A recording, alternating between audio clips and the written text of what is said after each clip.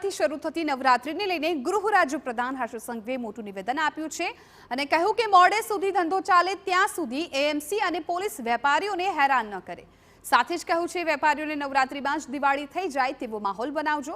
જો લારી ગલ્લાવાળા કચરા કરે તો તેમને 9 દિવસ ધંધો બંધ પણ કરાવી દેવાની ટકોર કરી છે।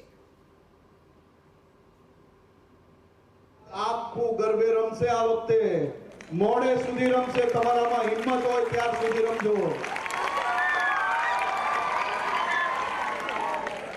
પરંતુ નવરાત્રીને ગરબા રમવા જાઓ ત્યારે ગરબાના ગ્રાઉન્ડને બી સ્વચ્છ રાખજો। મોડે સુધી ધંધો ચાલે તે માટે મહાનગરપાલિકા અને પોલીસની ટીમને મારું ખાસ સૂચન છે કે આ મારા વેપારીઓ રાત દિવસ જે મહેનત કરે છે ને એના 9 દિવસ એવો ધંધો કરવા લો કે એની દિવાળી નવરાત્રીમાં થઈ જાય।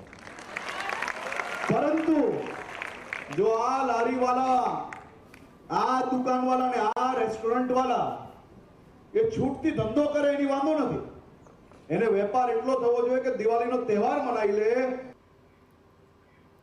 નવલી નોરતાને હવે